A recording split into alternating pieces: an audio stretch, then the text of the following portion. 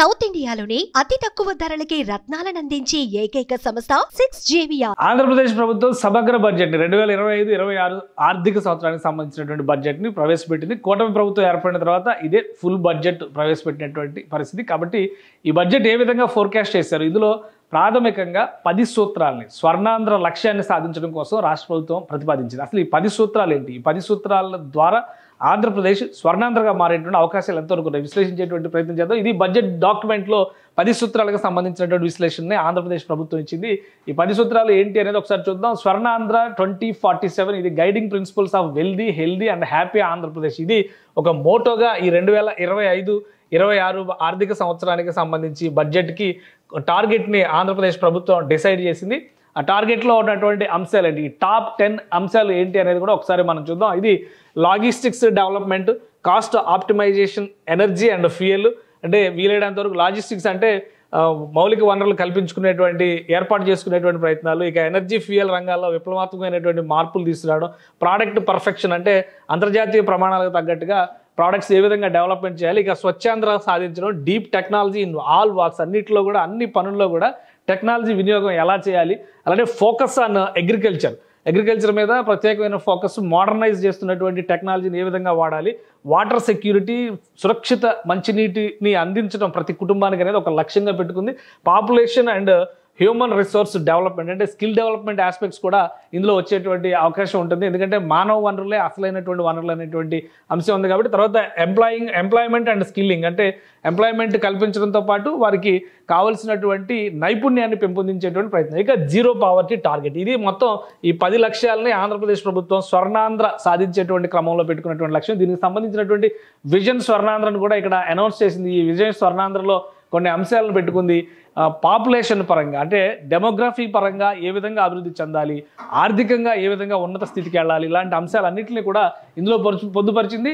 Demographic profile ఒకసారి కనుక మనం పరిశీలించి చూస్తే ప్రస్తుతం ఆంధ్రప్రదేశ్కి ఉన్నటువంటి జనాభా లెక్కల ప్రకారం చూస్తే 5.3 కోట్ల జనాభా ఉంది. ఇది 2047 నాటికి 5.8కి మారేటువంటి అవకాశం ఉంటుంది. కాబట్టి దానికి తగ్గట్టుగా వనరుల కల్పన కానీ అవకాశాల కల్పన పైన కానీ ఫోకస్ పెట్టాలి. ఇక ఆంధ్రప్రదేశ్ జిఎస్డిపి విషయం కూడా ప్రస్తుతం $170 బిలియన్ ఉంది. ఇది $2.4 ట్రిలియన్ ఎకానమీగా 2047కి చేరాలనేది చంద్రబాబు నాయుడు ప్రభుత్వం నిర్దేశించుకున్నటువంటి లక్ష్యం. భారతదేశం మోస్ట్ పవర్ఫుల్ కంట్రీస్లో ఒకటిగా మారాలంటే ఎకానమీ పెరగడం అనేది చాలా ముఖ్యమైనటువంటి అంశం. అందుకే 2047 విజన్లో దీన్ని కూడా ఒక ముఖ్యమైనటువంటి అంశంగా పెట్టుకుంది. ఇక లైఫ్ ఎక్స్పెక్టెన్సీ విషయంలో ప్రస్తుతం 70.6 సంవత్సరాలు ఉంది ఆంధ్రప్రదేశ్లో. ఈ 2047 వచ్చేసరికి ఇది 85 ఏళ్లకు చేరాలంటే దాదాపు 15 ఏళ్ల లైఫ్ ఎక్స్పెక్టెన్సీ పెరగాలనేది ఏపీ సర్కార్ పెట్టుకున్నటువంటి లక్ష్యం. ఇక పర్ క్యాపిటల్ ఇన్కమ్ విషయంలో చూస్తే ప్రస్తుతం $3,200 ఉంది ఆంధ్రప్రదేశ్ పర్ క్యాపిటల్ ఇన్కమ్ అంటే తలసరి ఆదాయం $3,200 ఉంది. ఇది $42,000 పెరగాలనేది లక్ష్యంగా ఏపీ సర్కార్ పెట్టుకుంది. చాలా పెద్ద లక్ష్యాలు కనిపిస్తున్నాయి ఇందులో. ఎందుకంటే దాదాపు 20 ఏళ్ళు టార్గెట్ కనిపిస్తుంది కాబట్టి 22 ఏళ్ల లక్ష్యం కనిపిస్తుంది కాబట్టి ఆ స్థాయిలో ఆంధ్రప్రదేశ్ ప్రభుత్వం కూడా ఈ లక్ష్యాలు నిర్దేశించుకున్నట్టుగా కనిపిస్తుంది. ఇక అర్బనైజ్డ్ పాపులేషన్ ప్రస్తుతం 36% మాత్రమే ఉంది. అంటే పట్టణీకరణ పెద్ద ఎత్తున పెరగాలి, 60%కి పెరగాలనేటువంటి లక్ష్యాన్ని ఏపీ గవర్నమెంట్ డిసైడ్ చేసుకుంది. అలానే ఎక్స్పోర్ట్స్ విషయంలో ప్రస్తుతం $19.3 బిలియన్ ఉంది. దాన్ని $450 బిలియన్ $450 బిలియన్ చేరేలాగా లక్ష్యాన్ని నిర్దేశించుకుంది ఆంధ్రప్రదేశ్ ప్రభుత్వం. ఇక సోషల్ ప్రొఫైల్ విషయంలో కూడా కొన్ని లక్ష్యాలని పెట్టుకుంది. 2047 విజన్లో భాగంగా చూస్తే 100% లిటరసీ రేట్ ప్రస్తుతం ఆంధ్రప్రదేశ్లో 72% అక్షరాస్యత శాతం ఉంది. ఈ అక్షరాస్యత శాతాన్ని 100% తీసుకురావాలి అంటే కనుక ఏం చేయాలి, 2047 నాటికి దానికి కావాల్సినటువంటి పునాదుల్ని ప్రాతిపదికని ఈ బడ్జెట్లో ఏపీ గవర్నమెంట్ డిసైడ్ చేసుకుంది. ఇక 80% female labour force participation rate ప్రస్తుతం 45.8% మాత్రమే ఉంది. మహిళలు పనిచేసేటువంటి శాతం 80%కి పెంచాలనేటువంటి లక్ష్యాన్ని పెట్టుకుంది. ఫీమేల్ వర్క్ ఫోర్స్ను పూర్తి స్థాయిలో ఉపయోగించాలని చంద్రబాబు నాయుడు గారు ఈ మధ్య దానికి పాలసీ కూడా రిలీజ్ చేస్తున్నారు. వర్క్ ఫ్రమ్ హోమ్ కాన్సెప్ట్తో ఆయన ప్రత్యేకంగా దాని మీద వర్కౌట్ చేస్తున్నారు. ఇంట్లో ఉండేటువంటి మహిళల మేధస్సును కూడా ఏ విధంగా ఉపయోగించాలి. కాబట్టి రాబోయేటువంటి రోజుల్లో 2047 నాటికి మహిళలు 80% మంది ఆంధ్రప్రదేశ్లో పనిచేసే విధంగా తీర్చిదిద్దాలన్నది ప్రభుత్వ లక్ష్యం. ఇక అర్బనైజ్డ్ పాపులేషన్ విషయంలో 36% ఉంది, అది 60% పెంచాలనేటువంటి లక్ష్యం ఆల్రెడీ ఇందులో కూడా అదే ఎక్స్ప్లెయిన్ చేశారు. సో మొత్తం మీద అది 2023-24 నాటికి 14.39 అంటే growth rate, GDP growth rate for the next 5 years పెట్టుకున్నటువంటి టార్గెట్ 29.29కి వెళ్ళాలి, 14.39 నుంచి 29.29కి వెళ్ళాలి. ఇది టార్గెట్ పెట్టుకున్నటువంటి అంశం ఆంధ్రప్రదేశ్ ప్రభుత్వం మొత్తం 2047 విజన్కి సంబంధించినటువంటి లక్ష్యాలు. ఈ లక్ష్యాలను చేరుకునేటువంటి క్రమంలో ఒక 10 సూత్రాలని ఏపీ ప్రభుత్వం డిజైన్ చేసింది. ఆ 10 సూత్రాలకి అనుగుణంగానే బడ్జెట్లో ఎలకేషన్స్ జరిగాయి. ఆ 10 సూత్రాలని ఒకసారి ఓవరాల్గా మనం ఒక గ్లాన్స్లో చూసేటువంటి ప్రయత్నం చేద్దాం. ఇది ఫోకస్ సంబంధించి 10 సూత్రాలు, డెవలప్మెంట్ ఫోకస్ ఆన్ 10 సూత్రాలు అంటే ఇది ఇండస్ట్రియల్ డెవలప్మెంట్ అండ్ స్కిల్లింగ్, ఈ రెండింటికి కలిపి 12,112 కోట్ల రూపాయలని బడ్జెట్లో కేటాయించింది. ఈ కేటాయింపులకు సంబంధించి product perfection, skilling and employment, ఈ అంశాలన్నీ కూడా ఇందులో వస్తాయి. అలానే దీన్ని ఏ విధంగా ముందుకు తీసుకెళ్ళాలి, పాలసీల పరంగా కూడా AP industrial development policy 4.0, AP food processing policy 4.0, sustainable electric mobility 4.0, ఇవన్నీ కూడా పాలసీస్ ఆల్రెడీ డిజైన్ చేసింది రాష్ట్ర ప్రభుత్వం. సో వాటిని రిలీజ్ చేస్తుంది. ఇక దానికి తగ్గట్టుగా ఇండస్ట్రియల్ కారిడార్ల పైన పెట్టబోయేటువంటి ఫోకస్, ఇది చాలా ఇంట్రెస్టింగ్గా ఉంది బడ్జెట్. ఎందుకంటే నార్మల్ బడ్జెట్ ప్రసంగం కంటే కూడా ప్రతిదాన్ని కూడా విజువలైజ్ చేసి ఒక గ్రాఫిక్ ప్రజెంటేషన్ రూపంలో ఏపీ గవర్నమెంట్ ప్రజెంట్ చేసింది. సో అందులో మొదటి అంశంలోనే ఇండస్ట్రియలైజేషన్ అండ్ స్కిల్లింగ్ పైన పెడుతున్నటువంటి ఇన్వెస్ట్మెంట్స్, దీనికి ఇస్తున్నటువంటి ప్రాధాన్యం. ఇండస్ట్రియల్ కారిడార్స్ అంటే Visakhapatnam, Chennai, Bengaluru, Hyderabad, Bengaluru 3 national highways AP నుంచి వెళ్తున్నాయి. ఈ నేషనల్ హైవేస్కి తగ్గట్టుగా అక్కడ ఇండస్ట్రియల్ కారిడార్స్ని డెవలప్ చేయడానికి 2025-26 బడ్జెట్లో 837 కోట్ల రూపాయల మౌలిక వసతుల కల్పన కోసమే రాష్ట్ర ప్రభుత్వం కేటాయించింది. ఇక incentives for industries, MSMEs and food processing 1400 కోట్లు కేటాయించింది. Funds for viability gap funding, ఇది పీపీపీపీ అని P4 విధానాన్ని ఒకటి తీసుకురావాలని ఆంధ్రప్రదేశ్ ప్రభుత్వం డిసైడ్ చేసింది. ప్రయోగాత్మకంగా ఈ ప్రాజెక్టును మొదలు పెట్టకపోతుంది, కొన్ని గ్రామాలను ఎంపిక చేసింది. దానికి సంబంధించి 2,000 కోట్ల రూపాయల ఫండ్ పెడుతుంది. అలానే Deen Dayal Antyodaya Yojana, national urban rural livelihood machines, వీటిని ఉపయోగించుకోవడం ద్వారా 745 కోట్ల రూపాయలని ఖర్చు చేయాలని నిర్ణయించుకుంది. ఇక ఇండస్ట్రియల్ ట్రైనింగ్, ఇండస్ట్రీస్కి సంబంధించి అంటే ఐటీఐలు, ఐఐటీలు, శ్రీసిటీలో ఉన్నటువంటి ఐఐటి, అలానే state institute of hospitality management Kakinada, వీటికి 200 కోట్ల రూపాయలు, 210 కోట్ల రూపాయలని రాష్ట్ర ప్రభుత్వం కేటాయించింది. ఇది 10 సూత్రాల్లో మొదటి సూత్రం ఇండస్ట్రియల్ స్కిల్లింగ్కి సంబంధించి కానీ, ఇండస్ట్రియల్ పాలసీలు ఇవ్వడం కానీ మొత్తం 12,000 కోట్ల రూపాయలను కేటాయించింది. ఇదంతా కూడా ఫ్యూచర్ ఇన్వెస్ట్మెంట్ అంటే మానవ వనరుల పైన, మౌలిక వసతులపైన క్యాపిటల్ ఇన్వెస్ట్మెంట్ కింద రాష్ట్ర ప్రభుత్వం వివరిస్తుంది. ఇక రెండో సూత్రంలో ఏముందనేది ఒకసారి చూద్దాం. రెండో సూత్రం ఈ 10 సూత్రాలకు సంబంధించి ఎకనామిక్ టెక్నాలజికల్ అడ్వాన్స్మెంట్, ప్రతి దానిలో కూడా టెక్నాలజీని ఉపయోగించాలనేటువంటి లక్ష్యాన్ని ఆంధ్రప్రదేశ్ ప్రభుత్వం ప్రత్యేకంగా పెట్టుకుంది.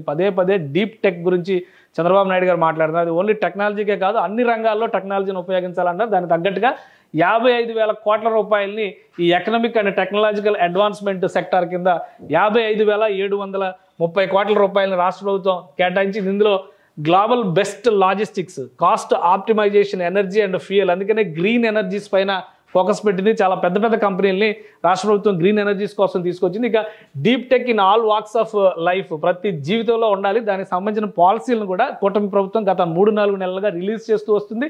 సో ఇవన్నీ కలిపి చేసినటువంటి ఎలకేషన్ 55,750 కోట్లు. అందులో కూడా ప్రైమరీ సెక్టార్స్ ఎవరికి ఎంత కేటాయించారు, ఏ ప్రాంతాల్లో ఖర్చు పెట్టబోతున్నారు, అది కూడా ఇక్కడ డీటెయిల్గా ఇచ్చారు. ఒకసారి చూద్దాం. అమరావతి ద పీపుల్స్ క్యాపిటల్కి సంబంధించి అక్కడ ఈ ఇన్ఫ్రాస్ట్రక్చర్ క్రియేషన్లో 6,000 కోట్లు కేటాయించబోతున్నారు. ఇక రాష్ట్ర వ్యాప్తంగా రోడ్లకు సంబంధించి 4,220 కోట్ల రూపాయలు రాష్ట్ర ప్రభుత్వం కేటాయించబోతుంది. ఇక పోర్ట్స్ డెవలప్మెంట్ పైన, ఎయిర్పోర్ట్స్ డెవలప్మెంట్ పైన ప్రత్యేకమైనటువంటి దృష్టి పెట్టింది రాష్ట్ర ప్రభుత్వం. ఈ బడ్జెట్లో స్పెషల్ ఎలకేషన్స్ని కేటాయిస్తుంది. మచిలీపట్నం, భావనపాడు, కృష్ణపట్నం, రామాయపట్నం మొత్తం 4 పోర్టులు ఇందులో ఎంపిక చేసింది. ఇక ఎయిర్పోర్ట్ల విషయంలో Bhogapuram, Vijayawada regional airports and new industrial nodes, ఎందుకంటే కొత్త ఎయిర్పోర్ట్లని రాష్ట్ర ప్రభుత్వం ప్రతిపాదిస్తుంది. వాటికి మౌలిక వసతుల కల్పన కోసం కూడా 605 కోట్ల రూపాయలని ఈ బడ్జెట్లో ప్రత్యేకంగా కేటాయించింది. ఇక రతన్ టాటా ఇన్నోవేషన్ హబ్కి సంబంధించి 10 కోట్ల రూపాయలు కేటాయించింది. రియల్ టైమ్ గవర్నెన్స్కి సంబంధించి ఆర్టీజీఎస్ ఇప్పటికే సీఎం డాష్ బోర్డ్ని యాక్టివేట్ చేశారు చంద్రబాబు నాయుడు గారు అధికారంలోకి వచ్చిన తర్వాత. దానికోసం మరొక 101 కోట్ల రూపాయలను కేటాయించింది. ఇక incentives to IT and electronics industries and organisations, వాటికి సంబంధించి 300 కోట్ల రూపాయలు. ఎందుకంటే వివిధ ప్రాంతాల్లో సెకండ్ గ్రేడ్ అంటే 2 టైర్ సిటీస్గా కనిపిస్తున్నటువంటి ప్రాంతాల్లో కూడా ఈ ఐటీ అండ్ ఎలక్ట్రానిక్స్కి సంబంధించినటువంటి ఇండస్ట్రీస్ని తీసుకొచ్చేటువంటి ప్రయత్నం రాష్ట్ర ప్రభుత్వం చేస్తుంది కాబట్టి ప్రత్యేకమైన ప్రాధాన్యం ఇచ్చింది. 300 కోట్ల రూపాయలు వీటికి కేటాయింపులు చేసింది. ఇది 10 సూత్రాల్లో రెండవ అంశం. ఇక మూడో అంశం చూస్తే కనుక social inclusivity and empowerment. Inclusivity and empowerment కూడా చాలా ముఖ్యమైనది. వచ్చేటువంటి అవకాశాలను అందిపుచ్చుకునే విధంగా మానవ వనరులను తీర్చిదిద్దడం అనేది చాలా ముఖ్యమైనటువంటి అంశం. దీనికి 1,42,349 కోట్ల రూపాయలు భారీ బడ్జెట్ దీనికే కేటాయించింది. ఎందుకంటే ఎక్కువ శాతం మనుషులతో మానవ వనరులతో ముడిపడి ఉండేటువంటి అంశం ఇది. So population management and human resource development, zero poverty target, Swachhandhra mission కూడా ఇందులోనే నడిపిస్తున్నారు. ఏ సెక్టార్ల కింద ఎంత కేటాయింపులు జరిగినాయి కూడా ఒకసారి మనం చూద్దాం. ఎక్కువగా సామాజిక భద్రతను ఇచ్చేటువంటి పెన్షన్ల దగ్గర నుంచి అనేక అంశాలు ఇందులోనే వస్తాయి. మీరు ఫస్ట్ అంశమే చూస్తే కనుక ఎన్టీఆర్ భరోసా అంటే పెన్షన్ స్కీమ్ కనిపిస్తుంది. దేశంలోనే 4,000 రూపాయలు పెన్షన్ ఇస్తున్నటువంటి ఏకైక రాష్ట్రం ఆంధ్రప్రదేశ్. సో ఇక్కడ 27,518 కోట్ల రూపాయలని ఎన్టీఆర్ పెన్షన్స్ కోసం కేటాయించింది రాష్ట్ర ప్రభుత్వం. ఇక ఆదరణ స్కీమ్ కింద 1000 కోట్ల రూపాయలు చేతి వృత్తిదారులకు సంబంధించి పనిముట్లు అందించేటువంటి పథకం ఇది. గ్రామీణ ఆర్థిక వ్యవస్థకి చాలా కీలకమైనటువంటి అంశం ఉంది. ఇక మనబడి మన భవిష్యత్తు, డొక్కా సీతమ్మ మధ్యాహ్న బడి భోజనం, residential schools, free power to schools వీటి కింద 3,486 కోట్ల రూపాయలు కేటాయించింది. తల్లికి వందనం పథకాన్ని 25-26 అకాడమిక్ ఇయర్ 25-26 ఆర్థిక విద్యా సంవత్సరానికి సంబంధించి ప్రారంభించాలనేటువంటి నిర్ణయం తీసుకుంది. 15,000 రూపాయలు స్కూల్కి వెళ్ళేటువంటి ప్రతి విద్యార్థికి కూడా తల్లికి వందనం కింద వస్తుంది. దీనికి సంబంధించి 9,407 కోట్ల రూపాయలని రాష్ట్ర ప్రభుత్వం కేటాయించింది. ఇక దీపం 2.0 3 సిలిండర్లు ఫ్రీగా ఇస్తున్నారు. ఈ స్కీమ్కి సంబంధించి 2,601 కోట్ల రూపాయలు కేటాయించింది. ఇక బాల సంజీవని ప్లస్ వీటికి సంబంధించి 1,163 కోట్ల రూపాయలు. Financial assistance to fishermen and free power to weavers and barbers 450 కోట్ల రూపాయలు కేటాయించింది. Pre and post matric scholarships BCs, ఎస్సీస్, ఎస్టీస్ వీటికి సంబంధించి 3,377 కోట్ల రూపాయలని రాష్ట్ర ప్రభుత్వం కేటాయించింది. ఇక స్వచ్ఛాంధ్రకు సంబంధించి 820 కోట్ల రూపాయలు, free power to SC ST house హోల్డ్కి సంబంధించి 400 కోట్ల రూపాయలని కేటాయించింది. ఇది ఈ అంశంలో 10 సూత్రాల్లో ఇది కూడా సోషల్గా అంటే పావర్టీ ఇరాడికేషన్లో పేదరిక నిర్మూలనకు సంబంధించినటువంటి మౌలిక అంశాలు ఇందులో ఉన్నాయి. అందుకే 1,42,000 కోట్ల రూపాయలు ఈ రంగానికే కేటాయించింది. ఇక మరొకటి చూస్తే sustainable agriculture and drought free state. ఇప్పుడు ఆంధ్రప్రదేశ్లో కరువు రహిత రాష్ట్రంగా చేసేటువంటి లక్ష్యం, వ్యవసాయాన్ని లాభదాయకం చేసేటువంటి క్రమంలో తీసుకున్న నిర్ణయాలు 29,655 కోట్ల రూపాయలని రాష్ట్ర ప్రభుత్వం కేటాయించింది. ఫార్మర్ అగ్రికల్చర్, వాటర్ సెక్యూరిటీ, సాగునీటి భద్రత కల్పించేటువంటి బాధ్యత ఇందులో ఉంటుంది. ఇక సెక్టార్ వైజ్గా ఎలకేషన్స్ ఒకసారి చూద్దాం. అన్నదాత సుఖీభవ పథకానికి సంబంధించి 6,300 కోట్ల రూపాయలు కేటాయించింది. AP community managed natural farming, ఇది ప్రకృతి సేద్యానికి గతంలో కూడా ప్రాధాన్యం ఇచ్చింది, 62 కోట్ల రూపాయలను కేటాయించింది. ఇక ప్రైస్ స్టెబిలైజేషన్ ఫండ్, మద్దతు ధరకి ఇచ్చేటువంటి ప్రోత్సాహకాల విషయంలో అవసరమైతే ఉపయోగించడానికి పెట్టేటువంటి ఫండ్ ఇది 300 కోట్ల రూపాయలు కేటాయించింది. Irrigation projects HNSS, Uttarandhra Sujala Sravanthi, అలానే గోదావరి డెల్టా, కృష్ణా డెల్టాకి సంబంధించి 11,314 కోట్ల రూపాయల కేటాయింపులు చేసింది. పోలవరం ప్రాజెక్టుకి ప్రత్యేకంగా రాష్ట్ర ప్రభుత్వం 6,705 కోట్ల రూపాయలు చేసింది. ఎందుకంటే కేంద్ర ప్రభుత్వం దీనికి ఫండింగ్ చేస్తున్నప్పుడు కూడా ముందుగా రాష్ట్ర ప్రభుత్వం ఇక్కడ ఖర్చు పెట్టి యూటిలైజేషన్ సర్టిఫికేట్స్ ప్రొడ్యూస్ చేయడం ద్వారా కేంద్రం నుంచి డబ్బులు తీసుకునేటువంటి పరిస్థితి ఉంటుంది. సో దానికి తగ్గట్టుగా పోలవరం ప్రాజెక్టుకి కేటాయింపులు చేసింది. జల్ జీవన్ మిషన్కి సంబంధించి 2,800 కోట్ల రూపాయలు, రాష్ట్రీయ కృషి వికాస్ యోజనకి సంబంధించి 500 కోట్ల రూపాయలు కేటాయించింది. ఇవి రెండు కూడా రూరల్కి సంబంధించినటువంటి అంశాలు, గ్రామీణ భారతానికి, గ్రామీణ ఆంధ్రాకి సంబంధించినటువంటి అంశాలు. ఎందుకంటే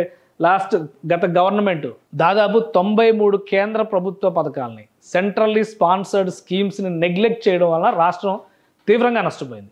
అందులో జల్ జీవన్ మిషన్ కూడా ఒకటి. దీనికి ప్రత్యేకమైనటువంటి మినహాయింపులు తీసుకొచ్చారు కాబట్టి మ్యాచింగ్ గ్రాంట్గా కట్టాల్సినటువంటి మొత్తాలను 2,800 కోట్ల రూపాయలు రాష్ట్ర ప్రభుత్వం కేటాయించింది. కాబట్టి గ్రామీణ తాగునీటి సరఫరాకు సంబంధించినటువంటి స్టెబిలైజేషన్, స్థిరీకరణ, సురక్షితమైనటువంటి మంచినీరు అందించేటువంటి విషయంలో చాలా వెసులుబాటు దక్కేటువంటి అవకాశం ఉంది. సో ఇదొక 10 సూత్రాల్లో ప్రాథమిక ముఖ్యమైనటువంటి అంశంగా రాష్ట్ర ప్రభుత్వం చెప్పింది.